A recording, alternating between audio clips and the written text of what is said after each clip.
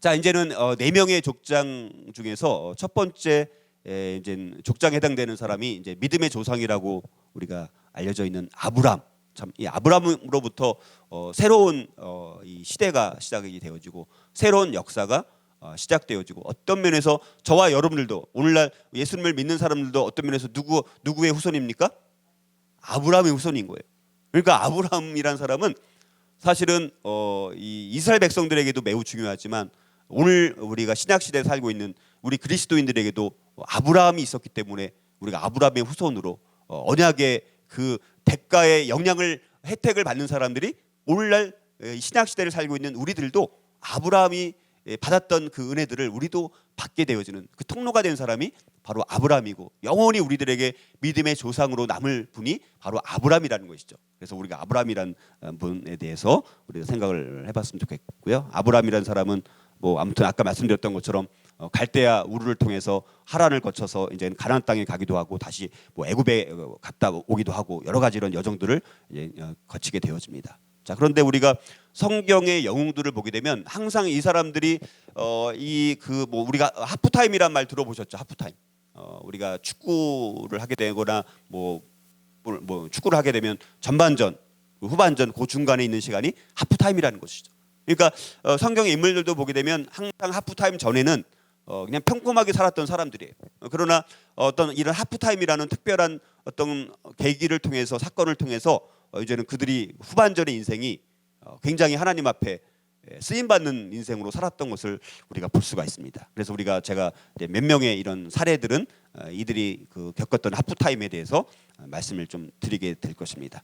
자, 특별히 여러분들 여기 보게 되면 이 아브라함이라는 사람의 하프타임 전의 인생을 보게 되니까 인생 전반전 동안에는 이제 갈대아 우르라는 곳에 살고 그다음에 이제 하란에 머물렀던 그런 인생이었습니다. 아주 특별한 그런 인생은 아니었습니다. 그러나 이제 아브라함이 본격적으로 하나님 앞에 쓰임 받은 것은 이제 하나님께서 이제 지시하는 땅으로 가면서부터 시작이 되어졌고, 또 이제 특별히 하나님께 자기 아들 이삭을 모리아 산에서 번제로 드렸던 그 엄청난 순종, 그 사건을 계기로 사실 아브라함이 굉장히 인생의 큰 이제 후반전을 아주 살게 되어지는 엄청난 그 경험을 하게 되어집니다. 여러분들 특별히 이제 우리 그 성경에 이제 아브람 뭐 성경을 보게 되면 우리가 어떻게 많이 나오냐면 아브라함의 하나님, 그다음에 이삭의 하나님, 그다음에 또 야곱의 하나님 이렇게 나오지 않습니까? 특별히 아브라함에게는 이제 다 족장들에게는 족장들이 경험했던 하나님에 대한 특성들이 있습니다. 이 아브라함에게는 하나님이 어떤 하나님이었냐면 방패의 하나님이었어요. 방패 하나님. 왜 방패의 하나님이었을까? 아브라함에게는 많은 어떤 하나님의 그런 속성에 대한 그런 이름이 별칭이 붙을 수 있을 텐데 아브라함에게는 왜 방패의 하나님이라고 붙였을까? 여러분 어떻게 생각하시나요? 혹시 아브라함에게는 왜 방패의 하나님일까요? 네. 여러분 알다시피 이제 아브라함이 우리가 갈대아 우르를 통해서 이제 하란으로 이동을 하면서 이제 한 가족들을 이제 이끌고 이렇게 이동하지 않습니까? 그 당시에 이렇게 많은 사람들이 무리를 이루어서 이동한다라는 것은 굉장히 전쟁을 하러 온다라는 그런 개념이 있습니다. 사실은. 그러니까 아브라함의 이동 과정을 보게 되면 사실은 굉장히 많은 이 죽음의 위기, 그런 어려운 위기를 계속해서 겪지만 하나님께서 끊임없이 아브라함을 지켜주십니다. 방패마이가 되어주세요. 그래서 끝까지 하나님께서 아브라함을 방패로 하나님께서 막아주셔서 결국에는 이제 어찌됐든 믿음의 조상으로 쓰임 받을 수 있도록 하나님께서 이끄시는 여정들을 우리가 보게 됩니다. 그래서 우리가 아브라함에게는 특별히 방패 하나님이라는 것을 여러분들이 기억을 하셨으면 좋겠고, 그래서 그의 인생의 후반전이 결국 어떻게 됩니까? 복의 근원이 되는 삶을 아브라함이 살게 되지 않습니까? 오늘날까지도 지금으로부터 몇 년 전에 살았던 사람이에요. 약 한 4,000년 전에 살았던 그 아브라함이라는 한 사람의 그 복이 되는 삶을 통해서 우리가 그 아브라함의 믿음의 그런 후손들로 우리가 살아가고 있다라는 것, 이것이 우리에게 얼마나 큰 축복인지에 대해서 우리가 한번 묵상을 해봐야 된다는 것이죠. 자, 그러면 이 아브라함이라는 분은 어떤 점에서 모든 믿는 자의 본이 될까라는 것입니다. 아까 말씀드렸다시피 아브라함이 굉장히 갈대아 우르에 살 때 아주 도덕적으로 아주 거룩하고 흠없이 살았기 때문에 하나님께서 아브라함을 갈대아 우르에서 건져내 주셔가지고 믿음의 조상으로 만드셨을까라는 것입니다. 여러분들은 어떻게 생각하시나요? 아브라함이 그런 복을 받을 만큼 충분한 어떤 그런 공적이 있었기 때문에 하나님께서 아브라함을 갈대아 우르에서 건져내셨을까요? 그렇지는 않다는 것이죠. 우리가 이 말씀을 한번 생각을 해봤으면 좋겠는데요. 이사야서 51장 1절 뒷부분에서 이제 2절까지에 해당되는 말씀인데요. 글씨 보이면 같이 한번 우리 읽어봤으면 좋겠습니다. 시작.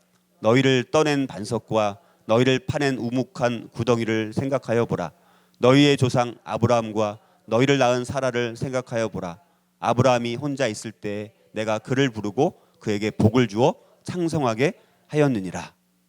그러니까 하나님께서 아브라함을 선택하신 것은 그냥 하나님께서 주권적으로 그를 통해서 새로운 역사를 펼쳐가고자, 아브라함이라는 사람을 통해서 복의 근원을 삼고자라는 하나님의 주권적인 선택이 있었다라는 것을 우리가 그 배경을 우리가 생각을 해봐야 됐으면 좋겠는데, 특별히 우리가 아브라함이라는 존재는 우리가 누구이고 우리가 왜 존재해야 되는지를 우리에게 말씀해주고 있다라고 볼 수가 있습니다. 아브라함은 선택받은 최초의 모델이 되는 사람이라고 볼 수가 있고, 그의 가족 자체가 하나님 앞에 선택받은 특별한 사람이라는 것을 우리에게 말씀을 하고 있는데, 이런 모든 것들이 우리가 보게 되면 아브라함, 그리고 아브라함에 있는 우리는 결국 땅끝까지 하나님의 구원에 이르게 하는 목적 위에 선택받았다라는 것을 우리에게 말씀을 하고 있습니다. 결국 아브라함을 통해서 믿음의 조상이 되게 하시고자 하는, 믿음의 조상이 되게 해서 아브라함의 후손으로부터, 아브라함의 씨로부터 그의 모든 후손들이 이제 그 언약 안에 담겨져 있는 그 말씀을 믿을 때 다 구원을 받게 하고자 하는 하나님의 섭리가 있다라는 것. 그러니까 저와 여러분들도 우리를 부르신 목적이 뭐냐면, 저와 여러분들을 통해서, 아브라함을 통해서 하나님 땅끝까지 하나님의 구원에 이르게 하는 목적처럼 저와 여러분들도 마찬가지라는 거예요. 저와 여러분들을 통해서 우리가 믿지 않는 자들에게 우리가 복의 근원이 되고 복음의 통로가 되도록 부르신 것이 저와 여러분이라는, 그러니까 우리가 왜 지금 선택받아서 살고 있는지, 그 의미가 무엇인지를 우리가 날마다 돌아보면 내가 지금 구원받고 살아가는 것이 그 목적이 뭔가, 왜 그런가, 이것들을 우리가 날마다 한번 묵상해보고 돌아보는 것이 굉장히 필요한 거예요. 내 존재의 이유가 뭔가, 내가 사는 이유가 뭔가, 이런 부분들을 한번 날마다 한번 상고를 해보게 되면 여러분들이 살아가는 그 삶의 시간들이 얼마나 더 의미 있게 우리가 살아갈 수 있느냐라는 것을 우리가 볼 수가 있다는 것이죠. 자, 그래서 우리가 특별히 아브라함에게 굉장히 중요한 것은 이 언약이 어떻게 선포되어지고 언약이 어떻게 달성되는가. 우리가 성경을 보게 되면 창세기 12장부터 해서 이제 아브라함 이야기가 쭉 나오지 않습니까? 근데 아브라함 시대뿐만 아니라 아브라함이 죽고 나서도 그의 그 언약이, 하나님께서 주신 언약이 어떻게 계속해서 이루어지고 있는 그 언약이 성취되는 과정들을 우리가 유심 있게 성경을 보게 되면 하나님의 그 언약의 말씀이 얼마나 놀랍게 성취되었는지, 한두 가지가 아니라는 거예요. 굉장히 놀라운 일들을 우리가 살펴볼 수가 있는데, 먼저 창세기 12장에 보게 되면 하나님께서 먼저 언약을 선포를 하십니다.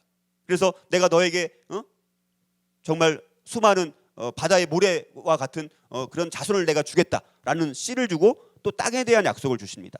그리고 이제는 복에 대한 약속을 주십니다. 정말 그 당시 아브라함이 살고 있었던 많은 시대 대부분의 사람들은 그냥 성을 쌓는 문화, 자기의 어떤 스스로 인생을 살아가기 위해서 인생을 스스로 만들어가는 그런 시대 가운데 하나님께서는 이제는 아브라함을 통해서 이제 너에게 씨를 주고, 내가 너에게 땅을 주고 너에게 복을 주겠다라는 세 가지의 약속을 주십니다. 자, 그리고 하나님께서 창세기 15장에 보게 되면 이제는 우리가 이 언약을 확인하는 그런 사건이 나옵니다. 이제는 그 새를 쪼개고 하나님이 지나가시거든요. 그러니까 과거에 이렇게 언약을 맺을 때 짐승을 죽이고 발을 잘라서 그 사이를 이제 서로 지나가는 거예요. 그래서 무슨 말이냐면, 만약에 언약을 상대방이 깨면 지금 짐승이 이렇게 잘려서 쪼개져서 죽은 것처럼 언약을 어긴 사람들은 나중에 그렇게 될 것이다라는 것이 언약식을 행할 때 그런 이제 의식을 합니다. 근데 지금 하나님께서 그런 이제 언약을 이제 하세요. 자, 그래서 이것은 이제는 내가 너한테 이 언약을 한 약속을 절대로 나는 어기지 않을 거야. 절대로 내가 이 언약을 깨지 않을 거야 라고 언약을 확인해 주시는 거예요. 그러면 아브라함 입장에서도 마찬가지로 그 언약을 깨면 안 된다는 것이죠. 그리고 세 번째로는 언약을 이제 확장해 갑니다. 할례를 이제는 받게 합니다. 그래서 할례를 통해서 이제 나중에 아브라함이 이름이 어떻게 바뀌어요? 아브라함의 뜻이 뭡니까? 열국의 아버지라는 뜻이에요. 그다음에 사례도 이름이 뭐로 바뀌어요? 사라로 바뀝니다. 사라는 뜻이 뭐예요? 열국의 어머니. 그러니까 아브라함과 사라가 열국의 아버지, 열국의 어머니가 되리라는 언약이 확장되는 거예요. 자, 그리고 네 번째는 언약의 성취. 창세기 21장에 갔을 때 이삭이 태어나면서 이제는 언약이 이제 성취. 그러니까 그 씨가 이제 이삭이 되는 것이죠. 실제 이제는 너의 씨를 통해서, 그러니까 하갈의 씨가 아닌 아브라함과 사라를 통해서 나올 씨를 통해서 이제 언약이 성취되는 것인데 이게 몇 살에 나요? 이삭을 몇 살에 납니까? 100세 나지 않습니까? 여러분들 100세까지. 여러분들 아브라함이 나이도 그렇지만 참 그거를 믿는다는 게 참 어려웠을 것 같아요. 근데 나중에 정말 이삭이 태어났을 때, 그리고 사라는 아기를 출산할 수 없는 그런 상황 아니었습니까? 그런데 하나님께서 아이를 낳을 수 없는 불가능한 상황을 하나님께서 가능하게 만드셔서 언약을 성취하는 것을 통해서 아브라함이 참 하나님의 엄청난 언약을 이루시는 그것에 대해서 놀라지 않았을까, 이런 생각들을 해볼 수가 있습니다. 그리고 그래서 창세기 12장에서 창세기 21장까지, 그러니까 이삭이 태어날까지 몇 년이 걸렸냐면 25년이라는 많은 시간이 걸렸다라는 사실입니다. 굉장히 오랜 시간에 걸쳐서 우리 이삭이 그 언약의 성취로서 태어난 것을 보게 되면 결국은 우리는 할 수 없지만 그러나 하나님은 할 수 있다라는 것을 우리에게 말씀해주고 있습니다. 여러분, 우리의 믿음의 여정 가운데 우리가 할 수 있다라고 생각해서 되는 것은 없어요. 참 우리가 할 수 없는 일들을 하나님께서 하실 때, 그때 하나님의 역사라는 것을 우리가 경험하지 않습니까? 우리가 날마다 삶의 자리에서 믿음의 우리 여정 가운데 나는 할 수 없지만 때로는 우리 안에 어떤 것들이 나한테 주신 비전이 있고 나한테 주신 사명이 있습니다. 그런데 그것이 1년이 지나고 때로는 5년이 지나고 때로는 10년이 지나도 그런 일들이 이루어지지 않을 때 여러분들 마음은 어떻습니까? 포기하게 되지 않습니까? 그러나 하나님께서는 언젠가는 우리가 정말 믿음을 잃지 않고 우리가 끝까지 순종할 수 있는 그런 믿음만 있다면 하나님의 때, 하나님의 방법으로, 하나님의 사람들을 통해서 반드시 그 언약을, 그 비전을 이루신다라는 그 믿음이 우리 가운데 있는 것이 굉장히 중요하다고 볼 수 있습니다. 그리고 날마다 나는 할 수 없지만 하나님은 할 수 있다라는 그 고백으로 우리가 나가는 것이 필요하다라는 것이죠. 자, 그리고 이제 우리가 여기서 중요한 것 중에 하나가 이제 여러분들 특별히 이제 아브라함이 전쟁, 특별히 여러 나라들과의 자기 조카 롯이 붙잡혀 가가지고 아브라함이 이제 집에서 훈련시킨 300명 몇 명이에요? 그 숫자가 생각이 안 나네. 아무튼 자기 그 사람들 데리고 가서 다 무찌르고 롯을 데리고 오지 않습니까? 그때 그 아브라함을 맞이했던 사람이 누굽니까? 아브라함이 거기 전쟁에서 조카 롯을 구하고 다시 다 가족들을 데리고 와서 언제 다시 자기 집으로 가려고 할 때 누가 나와서 맞이해줬어요? 멜기세덱이라는 살렘 왕이 맞아주지 않았습니까? 그 멜기세덱이 살렘 왕인데 살렘이라는 곳이 지금의 이제 예루살렘이고, 지금 그 아브라함이 이삭을 이제 그 번제로 드렸던 그 모리아산이 다 같은 곳인 거예요. 그러니까 모리아산, 그 다음에 예루살렘, 이게 다 같은 곳이라는 거예요. 그러니까 구약의 아주 오래 전부터 이미 예루살렘이라는 곳에 예루살렘 성전이 지어질 것이라는 것이 이미 오래전부터 다 예견되어졌다라는 거예요. 근데 그 첫 번째 성전의 미래 장소가 되는 곳이 모리아라는 곳이에요. 모리아산이라는 곳. 이것이 지금 예루살렘 성이 있는 그곳이 바로 모리아산입니다. 굉장히 놀랍지 않습니까? 여러분들, 그리고 하나님께서 이제 아브라함에게 자기 아들을, 유일한 아들 이삭을 이제는 제물로 바치라고 시험을 하잖아요. 아브라함이 너가 진짜 나를 제대로 믿는지 한번 내가 시험해 보려고 위해서 이삭을 데리고 이제는 번제로 드리라고 했을 때 그 번제로 드리는 곳이 어디예요? 그것도 모리아산이에요. 모리아산. 그러니까 하나님께서 아브라함에게 자기 아들 이삭을 바치게 했던 곳이 모리아산인 거예요. 그리고 예루살렘 성전이 지어진 곳이 모리아산이고, 나중에 예수님께서 죽으신 곳도 어디예요? 모리아산인 거예요. 그러니까 굉장히 놀랍지 않습니까? 아브라함이 자기 아들 이삭을 희생제물로 드렸던 그 장소에서 예수님께서 우리를 구원하시기 위해서 거기서 또 희생제물이 되신 곳이 다 모리아산이라는 거예요. 그러니까 우리가 예루살렘만 알고 있으면 안 돼요. 과거 모리아산으로부터 예루살렘 성전의 미래의 장소까지부터 해서 우리가 이거 쭉 연결해서 보게 되면 참 나중에 다윗이 그 오르난의 타작마당 거기서 이제는 거기가 이제는 예루살렘 성전이 지어지는 곳이구나. 이 다윗이 깨닫거든요. 하나님의 계시로. 그러니까 참 놀라운 것은 참 어찌보면 그렇게 몇천 년에 걸쳐서 예언된 그 말씀들이 그리고 그런 장소와 이런 부분들이 이렇게 연결되는지 성경은요 다양성이 있지만 매우 엄청난 통일성이 있습니다. 언약의 메시지를 중심으로 하나님 나라의 메시지를 중심으로 모든 것들이 서로 구슬이 꿰어져 있는 것처럼 기가 막히게 너무나 놀랍게 연결되어 있다는 거예요. 그러니까 성경이 그냥 인간이 만들어낸 작품이라고 생각하면 절대 안 되는 거예요. 하나님의 사람들을 통해서 하나님의 계시를 통해서 성경이 기록되었다는 것이 저는 성경을 보면 볼수록 너무 정확하다는 것을 내가 경험하지 않을 수 없어요. 고백하지 않을 수 없다는 거예요. 여러분들이 점에서 성경을 볼 때 그래서 구약과 신약을 서로 연결해서 언약이 어떻게 서로 예언이 되어지고 그 예언과 언약이 실제 이루어지고 이런 것들을 종합적으로 보게 되면 성경이 정말 신묘막측한 하나님의 감동으로 기록된 성경이라는 것이 분명하다는 것을 여러분들이 느끼지 않을 수가 없다는 거예요. 여러분들이 그런 것들을 이 토요 크로스 학교를 통해서 그리고 여러분들이 성경을 통해서 그것이 그 성경을 통해서만 근데 역사를 통해서도 하나님이 정말 역사의 주인이 지금까지도 역사의 주인이구나. 그리고 미래의 정말 주인이구나. 모든 것이 그리스도를 중심으로 역사가 흘러가고 있구나. 자, 이런 하나님의 구속사적인 이런 섭리하에서 역사를 다 바라보게 된다면 우리가 보는 모든 사건, 우리가 일어나는 모든 일들이 다 그냥 허투루 일어나는 것들이 아니라 그 안에는 다 하나님의 놀라운 섭리와 의미가 있다라는 것. 내가 오늘 하루하루 살아가는 내가 오늘 여기 있는 것 자체도 의미가 있다는 거예요. 여러분들 여기 있는 것이 그냥 우연히 있는 것이 아니라 여기 있는 것 자체가 하나님의 섭리고 여기서 여러분들이 하나하나 앞으로 듣고 배우는 것을 깨닫는 것을 통해서 여러분들이 인생이 달라지고 하나님 앞에 이런 사적인 하나님의 섭리를 알아간다라면 여기에 있는 하나님의 여러분들을 이곳에 보내주신 그런 의미가 있지 않을까 그렇게 한번 우리가 생각해 볼 수가 있습니다. 그래서 우리가 이런 모리아산이라는 것을 한번 살펴봤었고요. 그 다음에 이제 멜기세덱이라는 분은 우리가 참 굉장히 참 미스테리한 분인 거예요. 사실은 정확하게 우리가 이해할 수 없는 존재가 멜기세덱입니다.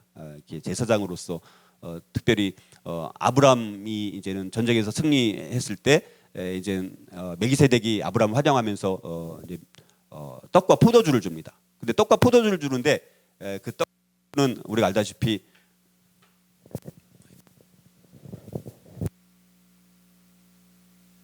떡과 포도주는 우리가 알다시피 예수님께서 주의 만찬 때 사용하신 것이 떡과 포도주 아닙니까? 근데 멜기세덱은 나중에 알다시피 우리가 예수님을 상징하는 분이 멜기세덱 아닙니까? 영원한 왕이자 영원한 제사장, 살렙의 왕이자 제사장이었던 사람이고 이 사람은 시작과 끝이 정확히 언제인지 알 수 없는 특별한 존재예요. 그래서 우리가 굉장히 우리 특별한 존재가 이 멜기세덱이라는 사람이고 그다음에 이제 우리가 아브라함의 조카인 롯이라는 사람 롯은 우리가 이 사람은 뭔가 신앙인인 것 같은데 근데 신앙인이라고 보기에도 어려운 그런 사람이 이제 롯이라고 볼 수 있습니다. 굉장히 나약한 존재로 살았던 롯. 근데 이제 롯이 어찌 됐든 이제 소돔과 고모라가 멸망당할 때 롯과 롯의 아내와 그 두 딸이 사실 구원받게 되지 않습니까? 그런데 그의 아내는 이제 쳐다보지 말라고 했는데 소돔과 고모라 그 뒤를 쳐다보면서 그래서 우리가 소금 기둥으로 됐다라는 이야기를 알지 않습니까? 그런데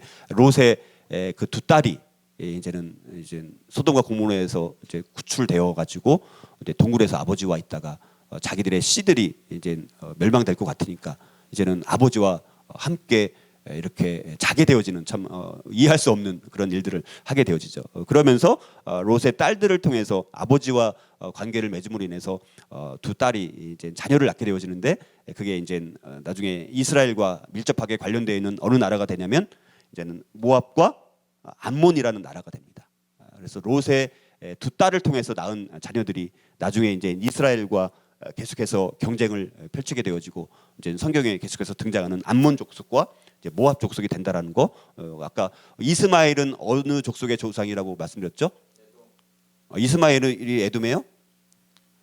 아랍 족속의 조상이라고 했죠. 이스마엘은 에서는 에돔 족속의 조상. 근데 롯의 그 딸들과 맺은 그 자녀들이 암몬과 이제는 모압의 족속이 된다는 거. 왜냐하면 성경에 끊임없이 이제는 이게 나와요. 이거 무슨 배터리가. 그래서 우리가 이런 정도, 그러니까 암몬의 그 뿌리가 뭐였는지, 모압의 뿌리가 뭐였는지, 에돔의 뿌리가 뭐였는지, 아랍의 뿌리가 어디였는지 우리가 이 정도는 알고 있어야 되죠. 우리가 지금 사실은 여러분들 이스라엘과 사실 가장 경쟁하는 어떤 면에서 기독교와 가장 이렇게 대적하는 종교가 어디예요? 이슬람이죠, 이슬람. 근데 그 뿌리가 굉장히 오래전부터 있었다는 거예요. 그리고 중세 시대 때도 보게 되면 뭐 롤랑이 노래라는 뭐 이런 책이 있습니다. 프랑스의 최초의 뭐 서사시 같은 책인데 롤랑의 노래를 보게 되면 한 1100년대인가 이때 쓰여진 책인데 이미 그때 어떤 작가에 의해서 저자는 누군지 몰라요. 근데 그 내용을 보게 되면 이슬람이랑 기독교랑 이렇게 굉장히 뭐라고 해야 될까, 이 대적하는 그런 이야기들이 나와요. 그러니까 이런 걸 보면 참 신기하죠. 그래서 오늘날 사실은 기독교를 가장 대적하는 종교가 이슬람이고 가장 지금 왕성하게 성장하고 있는 종교가 이슬람이라고 볼 수 있습니다. 결국은 어떻게 보면요, 지금 미래적으로 봤을 때는 결국 이 기독교와 이슬람의 종교 전쟁이라고 볼 수도 있어요. 결국은 우리가 이제 이 복음이라는 것이 계속해서 우리가 서진한다는 말이 있지 않습니까? 그렇죠? 복음이 이스라엘로부터 시작이 돼서 나중에 어디로 갔습니까? 이제는 유럽 쪽으로 가지 않았습니까? 그렇죠? 유럽에서 그다음에 어디로 또 갔어요? 이제 아메리카 쪽으로 갔죠. 아메리카에서 다시 어디로 왔습니까? 동양으로 온 거예요. 그러면 다시 이 동양에서 어디로 가야 돼요? 이슬람을 향해서 가게 되어 있어요. 예루살렘을. 근데 지금 문제는 뭐냐면 그 한국과 중국에서 예루살렘으로 가기 위해서는 반드시 어디를 넘어야 되냐면 이슬람 지역을 넘어야 되는 거예요. 거기를 넘어야지만 결국 복음이 이제는 완전히 다 이제는 종말을 향해서 이제 재림을 향해서 복음이 다 전파된다라고 볼 수가 있습니다. 지금 이 전체적인 이 세상의 흐름이 어디로 가고 있는지를 여러분들이 이제 보게 되면 앞으로는 여러분 우리나라도 보면 이슬람 이런 이런 음식들이라든가 이슬람 사람들도 이제는 곧잘 이제 보이게 되지 않습니까? 심지어 여기서 우리 교회에서 얼마 안 되는 여기 한 8km 떨어진 그 지역에 이슬람 대학이 옛날에 세워지려고 했었다고 하더라고요. 근데 그것이 이제 무산이 됐다고는 하는데, 자, 아무튼 이런 우리 뿌리, 그러니까 계속해서 뿌리가 어떻게 나왔는지, 그러니까 우리는 계속해서 이걸 통해서 뿌리를 찾아가는 시간들이라고 볼 수가 있습니다. 그다음에 이스마엘, 아까 살펴봤던 것처럼 이제는 이제 아랍 족속의 조상이 되는 사람이 이제 이스마엘이라고 볼 수가 있고요. 이제 민족들이 이제 2000년 경우를 이제 중심으로 굉장히 민족들이 많이 또 이동을 하기 시작합니다. 이렇게 중간 어떤 시기적으로 특별한 시기에 민족들이 대이동하는 시간들이 있습니다. 이때 이제 우리가 알다시피 이제는 아브라함이 이동한 시기도 되지만 나중에 보게 되면 한참 뒤에 가게 되면 이제는 이스라엘 백성들이 이제 애굽으로 이동하는 그런 것들도 있는데, 아무튼 민족들이 대이동하는 시기가 이제 2000년 경우를 통해서 또 이제 계속해서 약 1000년간 이루어지게 되어지고요.